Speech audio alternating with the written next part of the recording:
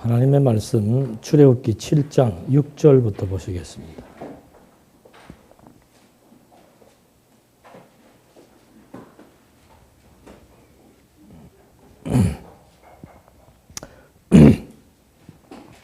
모세와 아론이 여호와께서 그들에게 명령하신 그대로 하였다.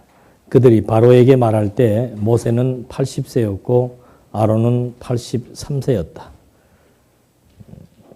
이제 요 대목은 모세와 아론이 여호와의 약속을 듣고 이제 순종하는 내용입니다. 하나님께서 약속하신 내용이 그대로 이루어지겠다라고 하는 어떤 기대감, 믿음, 그걸 가지고 하나님께서 지시하신 대로 이제 따르겠다라고 그렇게 다짐하는 그런 내용을 한번 최종적으로 확인해 보는 겁니다. 그러니까 여기에 오기까지 하나님께서는 이스라엘 백성들이 지금은 애굽에 종살이하고 있지만 이제 반드시 승리한다라고 하는 승리에 대한 언약을 해준 겁니다. 그런데 이 승리에 대한 언약을 이렇게 말로만 들었을 때는 이게 믿기지 않는 거죠. 그래서 하나님께서는 눈으로 보고 또 손으로 만지고 경험하게 하는 그런 그 체험을 하게 하는 겁니다. 그런 체험을 통해서 아주 확실한 증거를 갖는 거죠.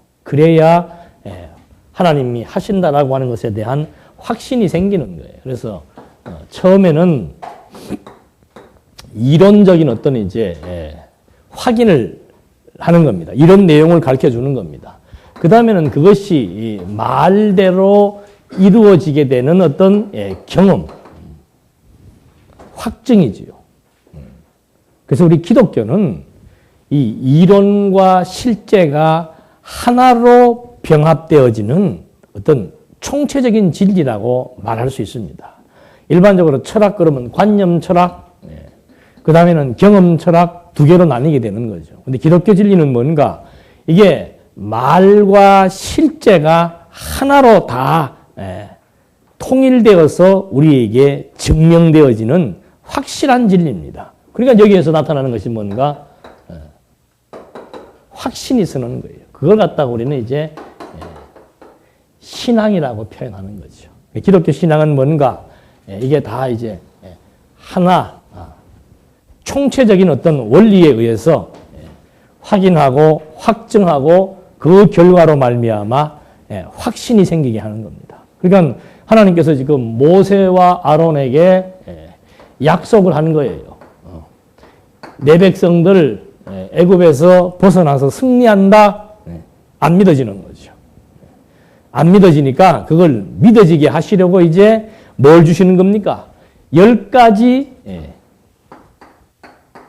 표적이지요. 애굽 지역에 발생되어지는 10가지 재앙을 주십니다. 그게 표적이에요.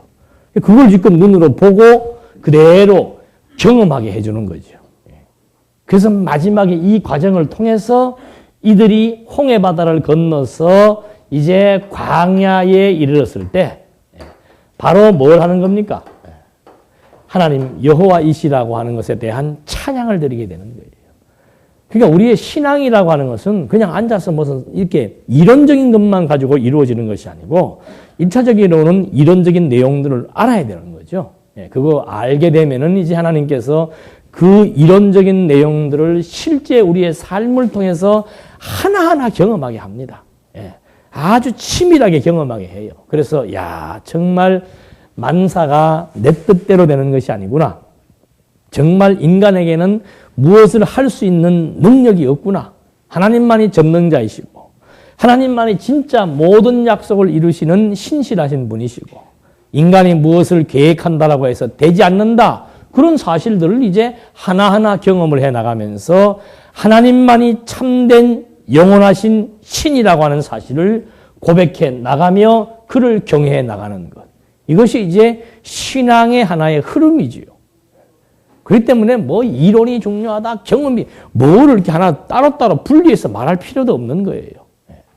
뭐 가끔들 그런 얘기들 많이들 하시는데, 뭐 말씀 운동은 뭐 이론은 좋은데 행동이 안 나온다. 알기는 많이 아는데 행동이 안 나온다. 그 말 자체가 모순이에요. 앞으로 누가 그런 말 하면은 바로 직설적으로 얘기해 줘요. 그렇다면은 이론이 잘못된 거냐? 아니에요. 진리라고 했을 때 제가 항상 진리라고 했을 때 이론만 가지고 진리를 운운하는 것이 아니라니까. 이론과 실제가 다 맞아야 되는 거예요.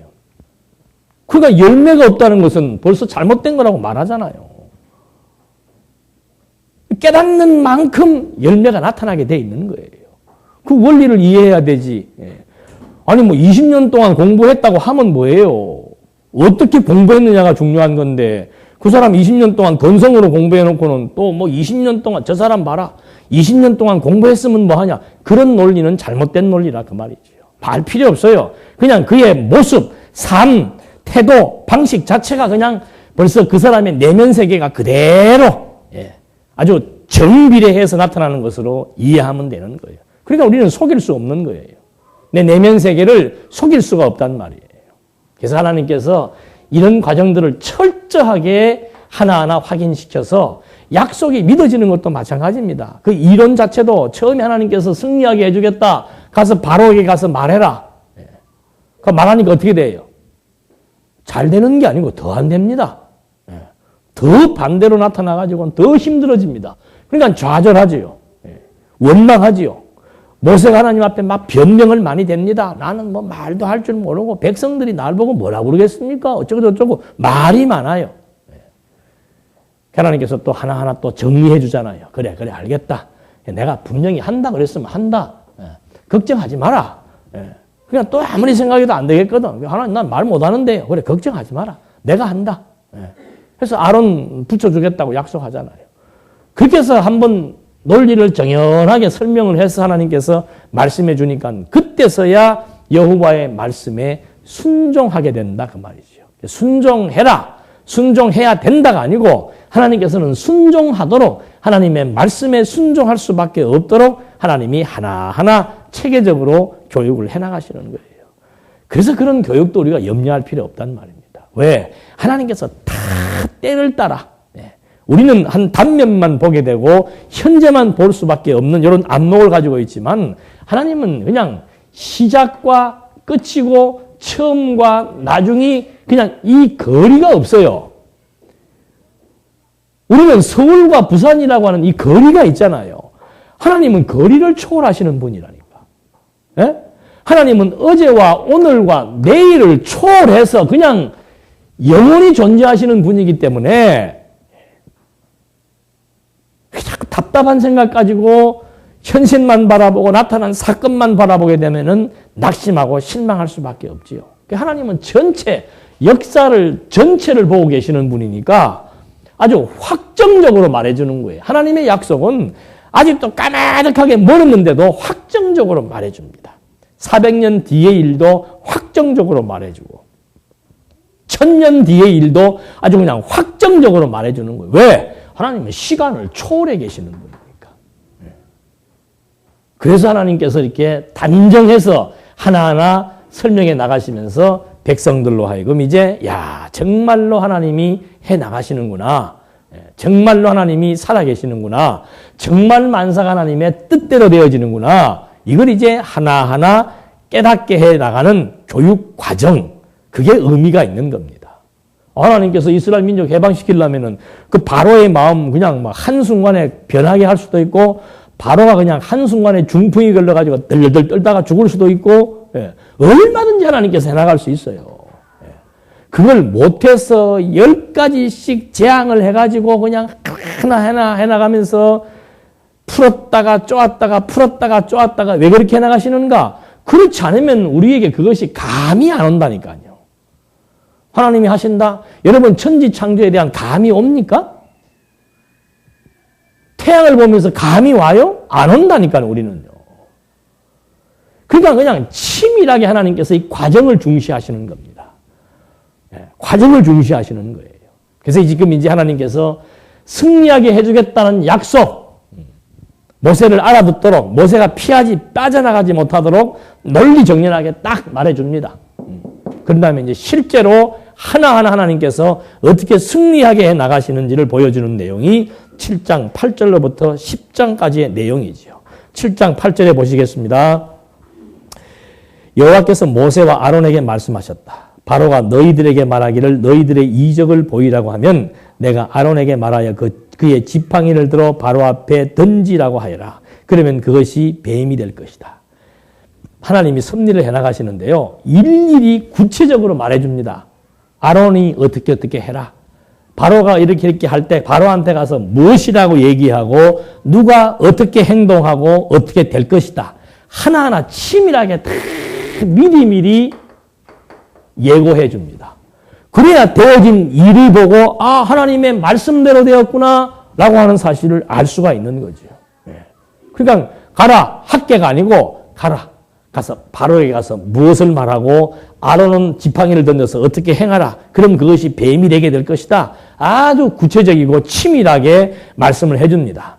그러니까 10절에 모세와 아론이 바로에게 가서 여호와께서 명령하신 그대로 하였다.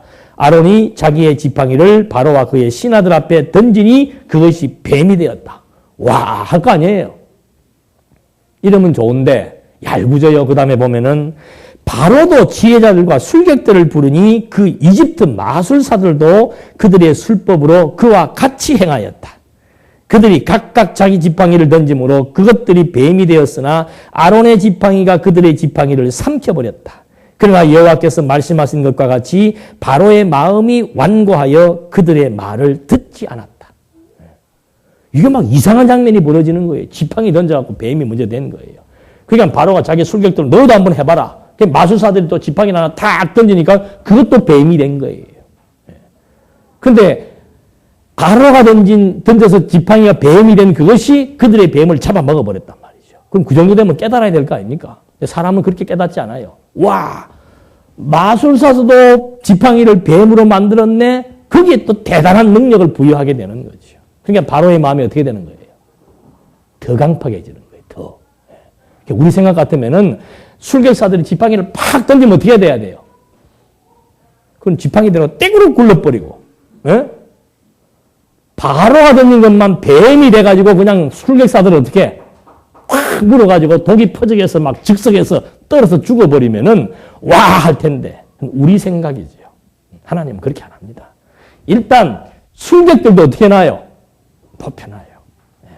하나님이 치실 대상을 아주 높이 세워놓습니다.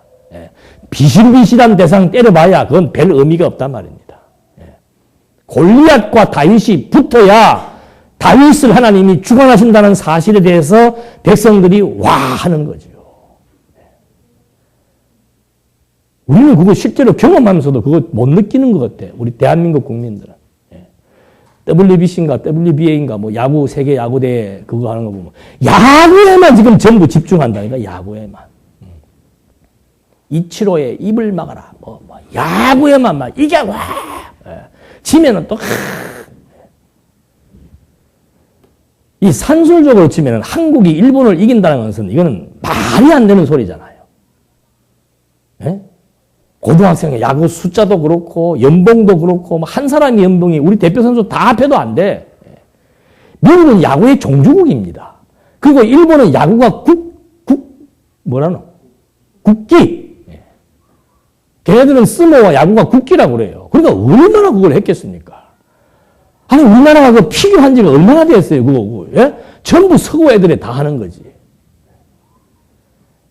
마음껏 세워놓잖아요. 그러다가 정말 약한 나라. 예. 근데 기독교인들도 그 감을 아직도 몰라요. 왜 하나님께서 김연아를 통해서 그 스케이트 그 몇 분을 통해서 전 세계에 대한민국을 알리는지. 왜 야구의 종주국에게 대한민국이 조그만 땅덩어리 빈약한 야구팀들이 가가지고 그들을 물리치게 하는지. 약한 자를 들어서 강한 자를 부끄럽게 해서 하나님께서 지금 이 대한민국의 복음의 불씨를 갖고 대한민국을 써서 이 복음을 이제 점점 전파시켜 나가신다라고 하는 하나님의 능력에 대한 확증을 지금 보여주고 있는데 우리는 야구를 이겼다 졌다에 관심을 갖고 누가 우승을 했다 못했다에 관심을 갖는 거지 그 이면을 바라보지 못한단 말입니다. 똑같아요. 지팡이가 뱀이 된 것에만 관심을 갖고 있지 그것이 왜 그렇게 되어지는지에 대해서는 별 관심이 없는 거예요. 그럼 금방 시리에 빠지잖아요. 한국 결승전 지니까 또 금방 시리에 빠지잖아요. 똑같아요. 그래서 하나님 바로 알면은 나타난 현상에 대한 의미를 정확히 포착할 수 있단 말입니다. 하나님께서 금방 꺾지 않잖아요. 10가지 재앙을 10가지씩 주는 이유가 뭡니까? 바로의 마음을 막 최대로 강팍하게 만들어 놓는 거죠. 어느 누구도 여기에 도전하지 못하도록 살기등등하게 만들어 놓는 거예요. 최고로 만들어 놓는 거라는 말입니다. 그런 다음에 그걸 어떻게 해요? 꺾어버릴 때. 거기에 하나님의 능력이 극대화돼서 나타나게 된다 이 말입니다. 그 지금 이 첫 번째 재앙을 보여주었는데 여기에서 여호와의 말씀하시는 것과 같이 지팡이가 뱀이 되었고 여호와의 말씀하시는 것과 같이 바로의 마음이 수그러드는 것이 아니고 더욱더 강팍해지는 것을 보게 됩니다. 그 다음에 14절부터 보니까 여호와께서 모세에게 말씀하셨다. 바로의 마음이 완강하여 그 백성 보내기를 거절하니 아침에 바로에게 가거라. 보아라, 그가 나일강에 나올 것이니 강가에 서서 그를 만나고 뱀으로 변했던 그 지팡이를 손에 들고서 그에게 말하여라. 히브리 사람의 하나님 여호와께서 저를 왕에게 보내어 말씀하시기를 내 백성을 보내라. 그들이 광야에서 나를 예배할 것이라 하셨으나 보아라, 내가 지금까지 듣지 않았다. 여호와께서 이렇게 말씀하시기를 내가 이것으로 내가 여호와인 줄 알게 될 것이라 하셨다. 보아라, 내가 내 손에 있는 지팡이로 나일강을 치면 물이 피로 변하고 나일강에 있는 고기가 죽을 것이며 나일강이 악취를 풍겨서 이집트 사람들이 나일강물 마시기를 싫어할 것이다. 여호와께서 또 모세에게 말씀하시기를 아론에게 명령하여 내 지팡이를 잡고 내 팔을 이집트의 물들 곧 시내들과 강들과 연못들과 모든 저수지 위에 펴라 하여라. 그것들이 피가 되어 온 이집트 땅과 나무 그릇들과 돌 그릇에도 피가 있을 것이다 라고 하셨다. 모세와 아론이 여호와께서 명령하신 대로 하여 바로와 그의 신하들 앞에서 지팡이를 들어 나일 강물을 치니 나일 강물이 피로 변하고 나일 강의 고기가 죽었으며 나일 강물이 악취를 풍겨 이집트 사람들이 나일 강물을 마실 수 없었고 이집트 모든 땅에 피가 있었다. 그러나 이집트의 마술사들도 자신들의 술법으로 그와 같이 행함으로 여호와께서 말씀하신 것과 같이 바로의 마음이 완고해져서 그의 말을 듣지 않았으며 바로가 돌이켜 그의 궁으로 들어가 그 일을 마음에 두지도 않았다. 나일강 물을 마실 수 없었기 때문에 모든 이집트 사람들이 마실 물을 얻기 위해 나일강 주위를 팠다. 여호와께서 나일강을 치신 후 7일이 지났다. 이게 엄청난 표적이에요. 근데 하나님께서 또 술객들도 뭘 하게 만드는 겁니까? 똑같은 표적을 보이게 하는 거예요. 그러니까 바로가 이제 기곤만장해지는 거지. 너 여호와 웃기는 소리 하지 마라. 왜 봐라. 내가 부리는 종들도 지금 이걸 다 똑같이 피로 변하는데 의미 파악을 못하는 거죠. 그래갖고는 이제 막 백성들이 이집트 사람들은 나일강이 없으면 거기는 비가 오지 않는 나라입니다. 그렇기 때문에 나일강물 잘못돼 버리면 완전히 전부 식수 끊어지는 거예요. 그러니까 이제 막 7일 동안 그 일이 벌어지니까는 땅을 파서 운물을 통해서 물을 먹겠다고 이제 난리를 치지만 결국 하나님께서는 이제 하나하나 보여주면서 술객과 아론과 모세를 대비시켜서 유사하게 지금 올려놓기 시작을 하는 겁니다. 그래야 바로가 단숨에 보내주지 않지요. 단숨에 보내주면 교육이 안 된단 말입니다. 쉽게 금방 해결되면 절대 교육이 안 됩니다.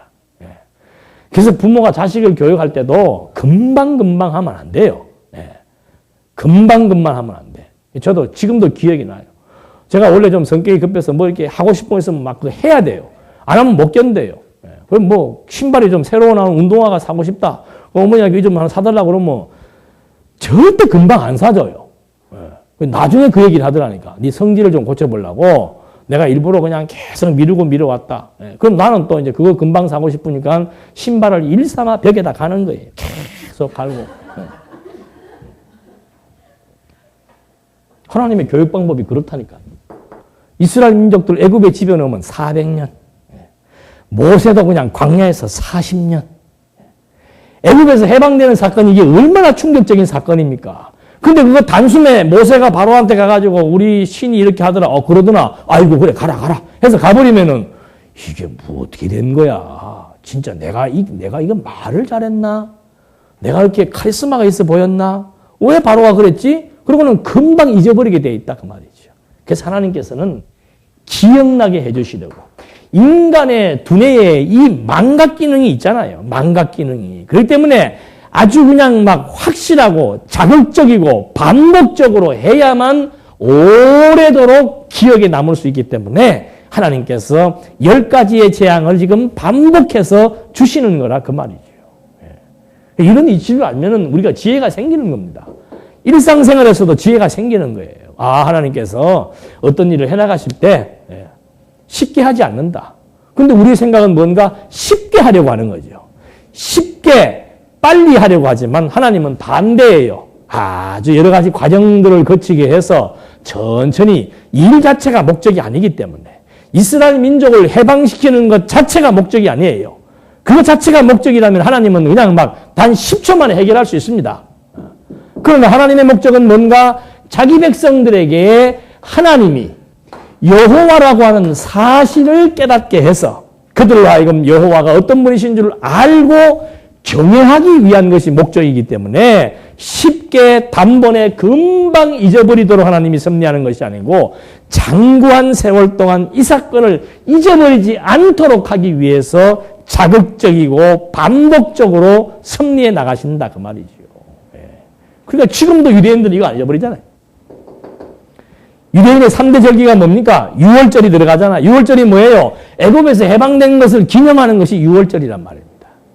그걸 지금도 안 잊어버리는 거예요. 얼마나 하나님께서 아주 자극적이며 확실하게 교육을 했기 때문에 그렇다는 거죠. 그래서 지금 여기에서 지금 두 번째 하수가 피로 변해도 도리어 바로의 마음은 더욱더 강팍해지게 됩니다. 8절 그때 바로가 모세와 아론을 불러 말하기를 여호와께 간구하여 개구리들을 나와 내 백성에게서 8장 1절 여호와께서 모세에게 말씀하셨다. 바로에게 가서 그에게 말하여라. 여호와께서 이렇게 말씀하신다. 내 백성을 보내어 나를 섬기게 하여라. 계속 지금 같은 말 반복해서 하는 겁니다. 바로는 들은 척도 안 하는 거죠. 만약 내가 보내기를 거절하면 보아라. 내가 너의 모든 영토를 개구리들로 칠 것이다. 나일강에 개구리 떼가 우글거리고 그것들이 올라와서 내 궁궐과 내 침실과 내 침대 위와 내 신하들의 집과 내 백성의 집에 들어가고 너 화덕들과 내 빵 반죽 그릇들에도 들어갈 것이며 너와 내 백성과 내 모든 신하들에게도 기어오를 것이다. 여호와께서 모세에게 말씀하셨다. 너는 아론에게 명령하여 내 지팡이를 잡고 내 팔들을 시내들과 강들과 연못들 위에 펴서 개구리들이 이집트 땅 위로 올라오게 하여라 라고 하여라. 아론이 그의 손을 이집트의 물들 위에 펴니 개구리가 올라와서 이집트 온 땅을 덮었으나 마술사들도 자기들의 술법으로 그와 같이 행하여 개구리들이 이집트 땅 위로 올라오게 하였다. 근데 이 마술사들의 특징이 뭐예요? 내가 바로 같으면은 바로 마술사들을 불러서 뭘 시키겠습니까? 올라온 개구리들을 어떻게 해? 다 돌아가도록 만들어야 되는데 이 머리는 또 안 돌아가는 거예요. 한번 이거 잊어버리겠습니까? 이집트 가니까는 그 안내자들이 그런 거 다 기억을 하더라고요. 나 같으면 지루했으면 더 자극적일 텐데 쥐새끼들이 그냥 확 올라오든지 온 집에 그냥 개구리가 막 득실득실 거리게 자극적으로 해놔버린 거죠. 근데 그들의 술객들도 지금 똑같이 그런 일들을 하게 하더라 그 말입니다. 그래서 결국은 바로가 그때 8절 바로가 모세와 아론을 불러 말하기를 여호와께 간구하여 개구리들을 나와 내 백성에게 떠나게 하여라. 내 백성이 여호와께 제사를 드릴 수 있도록 내가 그들을 보내겠다 하니 모세가 바로에게 말하기를 왕과 왕의 신하들과 왕의 백성을 위해 이 개구리들을 왕과 왕의 궁궐에서 멸하여 나일강에만 남아 있도록 언제 기도하는 것이 좋을지 제게 말씀해 주십시오 하였다. 바로도 참 바보 같아. 그건 안 되는 모양이죠. 해봤자 안 되는 모양이죠. 이제. 그러니까 다시 와서 이 개구리들을 좀 원위치 시켜달라고 내 신에게 얘기해라. 그러면 내가 제사를 드릴 수 있도록 내가 보내주겠다는 말을 제의를 지금 하는 겁니다. 10절 그가 대답하되 내일이다 하니 모세가 말하기를 왕의 말씀대로 하여 우리가 하나님 여호와와 같은 이가 없는 줄을 왕께서 알 수 있도록 하겠습니다. 개구리들이 왕과 왕의 궁궐들과 왕의 신하들과 왕의 백성에게서 떠나 나일강에만 남아있게 될 것입니다 하고 모세와 아론이 바로에게서 나왔다. 모세가 바로에게 내리신 개구리들에 대하여 여호와께 큰 소리로 간구하였더니 여호와께서 모세의 말대로 하셔서 개구리들이 집과 마당과 밭에서 나와 죽었다. 사람들이 그것들을 모아 무더기로 쌓으니 땅이 악취를 풍겼다. 그러나 바로가 한숨을 돌릴 수 있게 된 것을 보고 그의 마음을 완강하게 하여 여호와께서 말씀하신 것과 같이 그들의 말을 듣지 않았다. 바로가 뭐라고 그랬어요? 제사 드리러 보내주겠다고 뭐만 해결되면은 개구리 이것만 해결되면 해주겠다고 약속을 해놓고서는 진짜로 그렇게 되고 나니까 마음이 어떻게 되는 거예요? 다시 변하게 되는 거죠. 우리나라 속담도 있잖아요. 화장실 갈 때하고 나올 때하고 다르다. 그 마음을 누가 주관해 나가시는 겁니까? 하나님에게 주관해 나가시는 거예요. 사람의 마음 자기도 몰라요. 약속을 했으면 약속을 지켜야지. 사람이 그럴 수가 있는가? 그럴 수 있어요, 없어요? 그럴 수 있어요. 그럴 수 있으니까 그런 일이 지금 발생한 거예요. 그냥 나타난 현상이나 사람 보고 뭐 할 것 없다니까. 사람의 마음을 강팍하게도 하고 사람의 마음을 부드럽게도 하고 사람의 마음을 막 이렇게 막 뒤집어서 자기 마음을 자기가 주체 못해요. 하나님이 그렇게 하시는 거란 말입니다. 그거 알면은 이상한 일이 아니죠. 인간관계라고 하는 것이 다 그렇고 그런 거예요. 근데 하나님을 모르니까 우리는 눈앞에 사람만 보니까 사람이 위대한 줄 알고 사람이 대단한 줄 알고 사람과의 관계가 최우선인 줄 알고 처세술을 배우기도 하고 뭐 잘해줘 보기도 하고 어떻게 해보기도 하고 안 돼요. 사람의 마음을 하나님이 주관한단 말입니다. 나를 고립시켜 놓으려면 주변 다 돌아서게 합니다. 또 나를 어떻게 만드시려고 하면서 나에게 필요한 사람이 필요할 때는 하나님께서 사람의 마음을 또 다 움직여요. 그 사람들이 또 여럿이 모여서 같이 일을 하게도 합니다. 사람의 마음을 묶어서 함께 하기도 하고 사람의 마음을 흩어서 혼자 되게도 하고. 왜 그렇게 하시는가? 하나님 어떤 분이신 줄 알게 하는 거예요. 그 이치를 알면 우리는 누구만 쳐다보면 돼요. 근데 그게 안 봐지는 거야. 그래도 누가 자꾸 봐지는 거예요. 바로처럼. 나타나는 현상, 나타나는 인간, 관계, 일, 그런 것만 눈에 보이지 그 일이나 사람을 움직여 나가시는 여호와 하나님의 뜻이 무엇인지를 분별하고자 하는 지혜. 그래서 이 지혜가 제일 중요한 겁니다. 차명서가 그거 말해주는 거 아니에요. 제일 중요한 게 지혜예요. 욥기서에서 하나님 전능하심, 창조를 통해서 하나님의 전능하심을 보여주잖아요. 창조를 통해서. 이야, 하나님 전능하신 분이다. 내가 다 했다. 어떻게 하시는가? 당신 언약대로 다 이루어 나가셨다. 언약 성취 아니에요. 와, 정말 당신 신실하신 분입니다. 당신의 능력으로 당신이 약속을 다 이루셨습니다. 그래서 당신이 모든 만사와 만물의 뭡니까? 주관자이십니다. 당신에게만 주가 되는 권세가 있습니다. 그걸 아는 것이 지혜 아니에요, 지혜. 시편과 자매는 논리적으로 연관성이 있습니다. 시편은 언약대로 이루시는 내용이에요. 언약대로 이루시는 내용. 그 언약대로 이루시는 이치를 아는 것이 지혜예요. 언약대로 이루시는 그분이 언약대로 모든 만사와 만물을 주관해 나가신다는 거죠. 그걸 아는 것이 지혜란 말입니다. 그 전능하신 분께서 욥기서는 완전히 당신의 피조물을 통해서 당신의 능력을 보여주는 거 아니에요. 예? 하나님이 창세기에서 창조를 통해서 당신 엘로힘이라고 하는 사실을 보여주고 출애굽기에 넘어와서 야훼라고 하는 것을 보여주듯이 욥기서를 통해서 엘로힘 당신의 전능성을 그대로 보여주고 그 다음에 내가 야훼라고 하는 사실을 확인시켜 줍니다. 그러니까 모든 만사는 당신이 다 주관해 나가시는 것이 너무도 분명한 것이지요. 그 사실을 아는 것이 지혜예요. 그 사실을 아는 것이. 그냥 솔로몬이 아들에게 해주는 말이 뭐예요? 너 절대 사람 의지하지 마라. 여러보암은 내 신복이다. 근데 그 신복이 너에게 칼을 열을 것이다. 그래갖고 인간 세상 어떻게 삽니까? 아니, 인간 세상 자체가 여호와 경외하기를 배우며 사는 것이 인간 피조 세계의 이치고 존재 목적인데 하나님 어떤 분이신 줄 알게 하기 위해서 흩트기도 하고 모으기도 하는 거예요. 나를 중심으로 모든 것을 모으기도 하고 흩트기도 하는 거예요. 그걸 통해서 여호와 경외하기를 배워나가는 것이죠.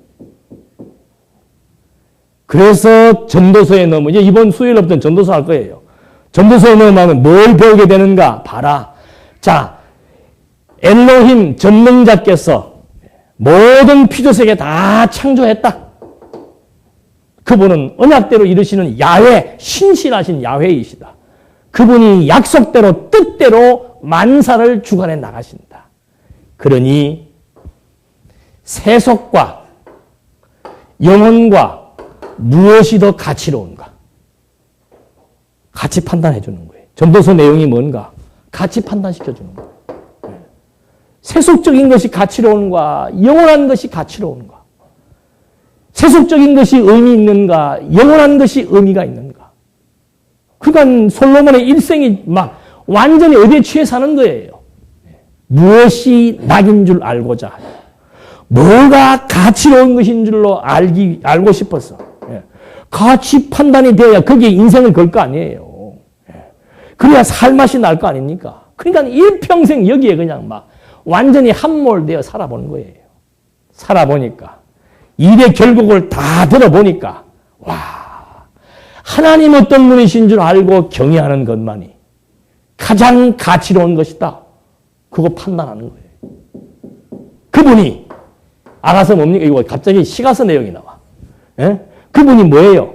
끝까지 뭐예요? 나와 함께 하신다는 거죠. 그래서 찬양의 결말이 나타나는 겁니다. 그분이 끝까지 나와 함께 하신다. 그게 임마누엘 아니에요? 임마누엘. 우리와 함께 하시는 하나님. 그러니까 이거 알면은 뭐가 되는 거예요? 도사가 되는 거예요. 도사가. 이게 내공이에요. 내공. 아까도 누가 뭐 내공 얘기해서 그러더만. 18개 무술하나. 이게 내공이에요. 이게. 하나님에 대한 지식을 제대로 가지고 있는 것이 그게 내공이란 말입니다. 이 힘이 있어야 흔들리지 않죠. 이 힘이 있어야 바로가 움직이는 대로 같이 움직이지 않는단 말입니다. 바로가 강팍하면 너 강팍해라. 바로가 풀어주면 바로가 풀어준 게 아니에요. 하나님의 때가 되니까 하나님이 지금 나 섭리해 나가시는구나. 하나님에 대한 확증을 하나하나 더 얻게 되는 거죠. 그 힘이 바로 우리가 말하는 신앙이라고 말입니다. 그래야 흔들림이 없고 좌절함이 없고 실망감이 없고 무슨 일을 만나더라도 정말 하나님 하시는 일을 보리라 그 신앙적 안목을 가지고 내 인생의 끝을 바라보면서 한 걸음 한 걸음 힘있게 걸어갈 수 있는 거죠. 안 그러면 힘들어서 못 살아요. 인생 자체가 살기가 힘들다니까. 마음 둘 곳이 없잖아요. 마음 둘 곳이.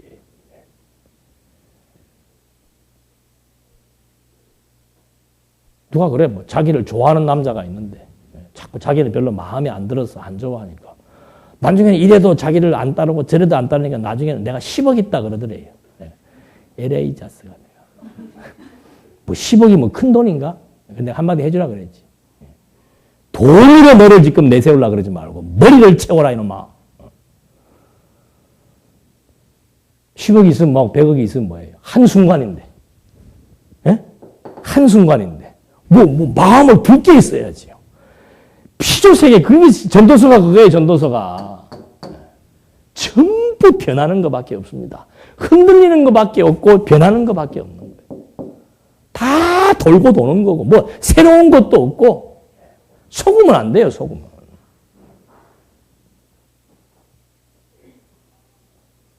그건 여호와 경외하는 것밖에 없잖아요. 그래서 선한 일이 무엇인 것을 찾게 되면은 사람의 생각도 달라지고 마음도 달라지고 삶의 태도와 방식도 달라지고 그래서 그 일에 막 집중하며 살아가는 힘이 나오는 거예요. 그리고 그거 모세가 자기 백성들과 함께 고난받는 거, 그게 가치롭다. 그거 깨닫게 해주려고 40년 동안 처가살이 시킨 거 아닙니까? 광야에서. 힘들고 어려움 겪게 해본 거예요. 왕궁생활도 하게 해본 거예요. 왕궁생활도 해보고 가장 낮은 자리에도 처해보니까 인생 별거 아니더라. 가장 가치로운 것이 뭔가? 여호와 하나님 경외하며 사는 것이 가장 가치로운 것이다. 진리와 함께하는 것이 가치로운 것이다. 그것에 대한 가치 부여가 되게 하기 위한 삶의 과정, 그것이 하나님이 준비하시는 삶이라고 제가 말씀드렸잖아요. 그대로예요, 그대로. 무엇이 헛된 것이고 무엇이 참된 것인가. 그래야 헛된 것 때문에 마음 안 뺏기는 거예요. 헛된 것 때문에. 헛된 일, 헛된 거, 무가치한 거, 변질되고 다 변해지는 거, 마지막 가면은 그냥 다 정으로 끝나는 거, 그것 때문에 거기다 마음 쏟고 정열 쏟고 시간 쏟고 하면서 허송세월 보내지 않는 거라고 말이죠. 이 교육의 목표를 향해서 하나님께서는 지금 지속적으로 반복적으로 섭리를 해나가시는 겁니다. 몇 절 할 차례죠?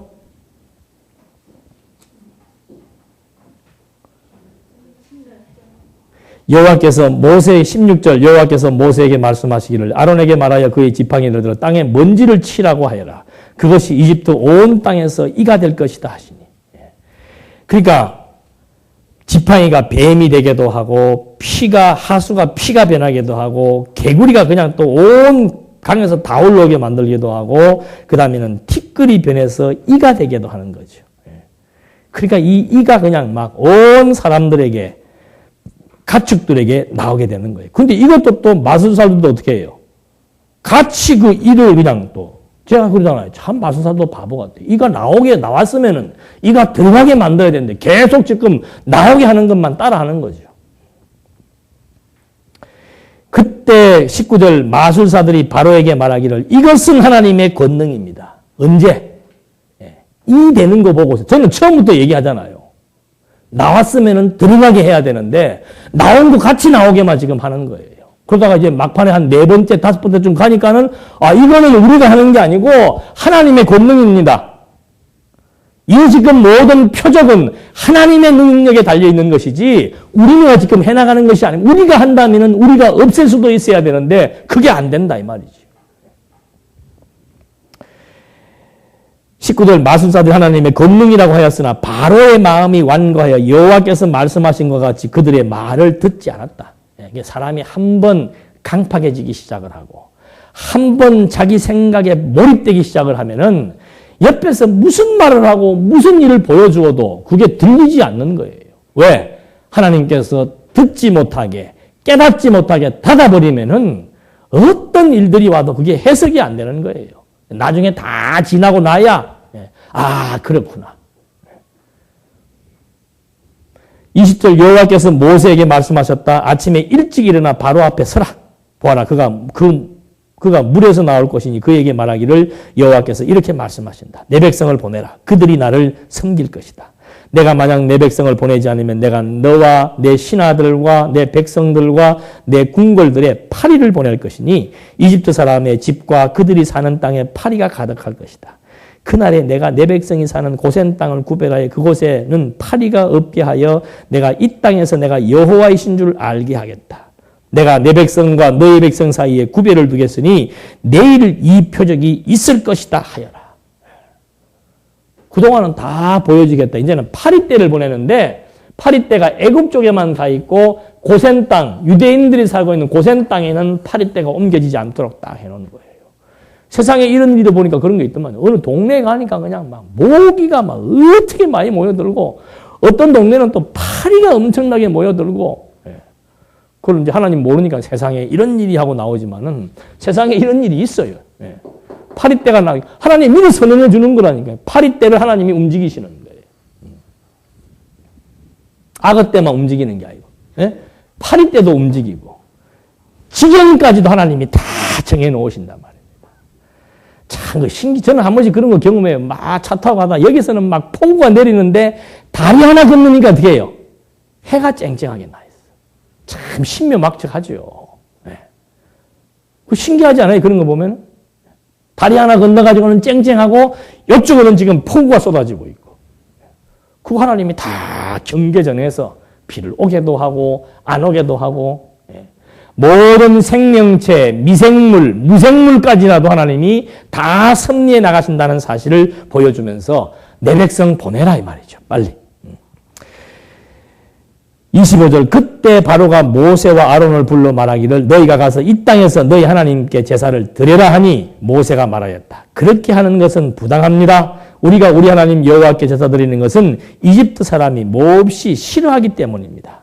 우리가 이집트 사람들 앞에서 그들이 몹시 싫어하는 제사들을 드리면 그들이 우리를 돌로 치지 않겠습니까? 하나님께서 우리에게 말씀하신 대로 저희가 사흘 길을 광야로 가서 우리 하나님 여호와께 제사를 드려야 합니다. 바로가 말하기를 내가 너희를 보내어 너희가 광야에서 너희 하나님 여호와께 제사를 드리게 하겠다. 그러나 너무 멀리 가지 마라. 이제 내가 나를 위하여 기도하여라 하니. 모세가 말하였다. 내가 왕 앞에서 나가 여호와께 기도하겠으니 내일 파리떼가 바로 왕과 신하들과 백성들에게서 떠나갈 것입니다. 다만 왕께서는 이 백성들을 보내어 여호와께 제사 드리는 일에 다시는 거짓을 행하지 마시옵시오. 모세가 바로에게 나와 여호와께 기도하니 여호와께서 모세가 말한 대로 하셔서 파리떼가 바로와 그의 신하들과 그의 백성들로부터 떠나 하나도 남지 않았으나 바로가 이번에도 그의 마음을 완강하게 하여 백성들을 보내지 않았다. 바로 믿으면 돼요, 안 돼요? 그러니까 지금 모세가 자꾸 바로는 이제 마음이 자꾸 약해지기 시작을 하는 거예요. 그래서 그냥 좋다 제사 지내라. 그러니까는 애굽에서 제사를 지내면은 애굽 사람들은 짐승 잡는 거를 싫어합니다. 지금 인도에 가면은 소 잡으면 되면 안 돼요. 되면 안 돼요. 됩니까? 안 됩니까? 예, 안 되잖아요.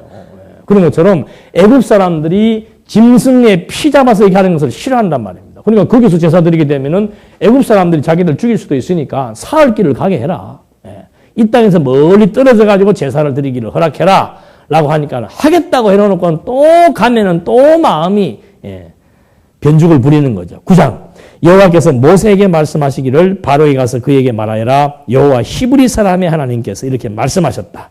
내 백성을 보내어 그들이 나를 섬기게 하여라. 내가 만약 보내기를 거절하고 그들을 계속 붙잡아두면 여호와의 손이 들에 있는 내 가축 곧 말과 나귀와 낙타와 소와 양에게 심한 전염병이 들게 할 것이며 이제는 점점 하나님의 그 재앙의 농도가 세지는 거죠. 강도가. 그 다음에는 가축들에게 전염병 들게 하겠다. 다 죽이겠다 그 말이죠.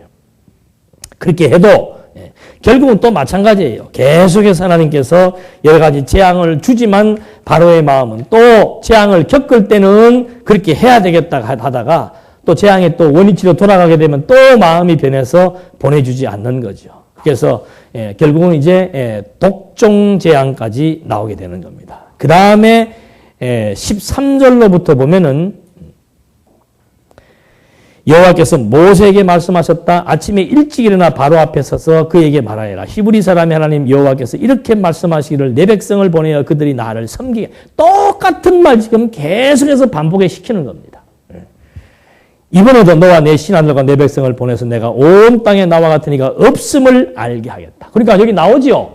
10가지씩 재앙을 보여주는 이유는 뭐예요? 내가 여호와임을 알게 하겠다 그 말이에요. 성경에 나오잖아요. 그러니까 계속 같은 얘기 반복해서 지금 하면서 하나님이 또 한쪽에서 바로의 마음은 계속 변덕을 부리게 만들어 나가고 한쪽에서는 또 재앙을 보여주고 변덕 부리게 만들고 10번씩이나 지금 번복하도록 섭리해 나가면서 하나님의 재앙의 강도는 점점 강도가 세어지게 섭리해 나가시니까 애굽 사람들도 그렇고 유대인들도 그렇고 와 얼마나 긴장되겠습니까? 하나님의 뜻대로 될 것인가 바로의 뜻대로 될 것인가 서로 지금 촉각을 곤두세우고 보고 있는 거예요. 이렇게 하면서 지금 이제 결국은 나중에는 우박으로 애굽을 치게 합니다. 우박. 전염병이 일게 한 다음에 우박 재앙을 내리게 하는 거죠. 그러니까 막 우박 한번 내려보십시오, 여러분. 모든 농작물들 다 그냥 가축 다 죽였습니다. 그 다음에 농작물들 피해를 입도록 하나님께서 섭리해 나가시는 거죠. 그런데 우박이 고센 땅에는 임하지 않고 어디에? 애굽 사람들이 주둔해 있는 그 나일강 주변에만 우박이 떨어져서 그 사람들에게 엄청난 어려움을 지금 겪게 하시는 하나님의 섭리 역사. 그래도 또 나중에 바로의 마음이 어떻게 되겠어요? 또 마음이 변덕이 일어나는 거죠. 그러니까 하나님 모르면은 마음에 뭐가 없어요? 정함이 없어진다. 정함이. 하나님을 모르면은 그냥 이러면은 좀 이렇게 하려고 그랬다가 저러면 또 저렇게 했다가 어제 오늘의 마음이 틀리고 그 지혜가 있어서 하나님이 어떤 분이신 줄 알아야만이 마음이 변하지 않는 거예요. 마음이. 무릇 지킬 만한 것보다 뭘 지켜야 돼요? 어떻게 지켜요, 마음을? 어떻게, 뭐로 잡아야 되겠어? 마음 잡으려면 어떻게 잡아요? 마음 좀 잡아, 그러잖아요, 우리 부모님들이. 이제 마음 좀 잡아라. 마음을 뭐 어떻게 잡아요? 말씀으로 잡는 거 아시잖아요. 말씀이 아니면은 우리 생각 체계가 이게 정리가 안 됩니다. 생각이 정리 안 되면은 마음은 어떻게 되는 거예요? 붕붕 뜨는 거예요. 마음이 안정감을 못 찾는 거죠. 생각이 정동되면 무엇으로? 하나님이 이런 분이라고 하는 사실에 의해서 딱 생각이 정돈되기 시작을 하면은 그 다음에 마음도 뭘 얻어요? 안정감을 얻는 것이죠. 그래서 여호와 알고 의지한다라고 하는 거. 이것이 대단한 힘입니다. 정서가 불안하다. 우리가 정서가 불안해요. 마음이 안정이 안 돼요. 마음을 둘 곳이 없어요. 마음을 어떻게 하지도 못하겠어요. 참 마음 자체를 어떻게 움직입니까? 마음은 두뇌 작용에 의해서 밀접한 유기적 관계가 있기 때문에 두뇌에 대한 정리, 하나님에 대한 지식으로 말미암아 우리의 생각과 사상이 신지식으로 딱 정리되게 되면은 마음이 딱 뿌리를 내리게 되는 거죠. 그래야 이게 안정감이 있고 흔들림이 없는 거예요. 태풍이 불고 폭풍이 불고 엄청난 재앙이 주어져도 마음이 환경에 빼앗기질 않는단 말이에요. 그러니까 시편 기자가 그러잖아요. 치심치 말하고 어디에? 환경에 치심치 말란 말입니다. 주가가 막 올라간다고 해서 마음이 거기에 뺏겨서도 안 되고 주가가 폭락한다고 해서 마음 뺏겨도 안 된단 말입니다. 잘 된다고 해서 마음 뺏기고 안 된다고 해서 마음 뺏기는 게 아니라고 그러죠. 항상 마음의 중심이 하나님이 어떤 분이신 줄 알면은 그 마음이 제자리를 잡고 있게 되면은 거기에서 여유가 나오고 거기에서 힘이 나오는 거죠. 제일 나쁜 게 뭔가? 마음 상하는 거예요. 마음 상하는 거. 제일 좋은 게 뭐예요? 제일 좋은 게 또 마음 편해지는 거예요. 마음 편해지는 거. 기분 좋다 그래. 기분 좋다. 기분 좋은 게 얼마나 행복한 거예요. 기분 좋은 게. 기분이 좋아야 그 기가 어떻게 돼요? 다 나누어지게 되는 거죠. 오장육부로 다 나누어지는 거 아니에요. 분자가 나눌 분자 아니에요. 그 키가 나누어지는 거예요. 그럼 얼마나 업되겠습니까? 그런 상태. 그걸 우리는 행복이라고 말한다는 거죠. 그래서 지금 이렇게 10가지 재앙을 통해서 바로의 심리 상태, 유대인들이 지금 관심사, 애굽 사람들의 관심사, 지금 하나님께서 지금 그걸 다 조율을 해나가시면서 섭리해 나가시는 것을 보고 있는 겁니다. 그래도 우박으로도 안 되니까 그 다음에는 메뚜기를 보내가지고 모든 채소를 지금 다 먹게 합니다. 10장 1절 한번 보시겠습니다.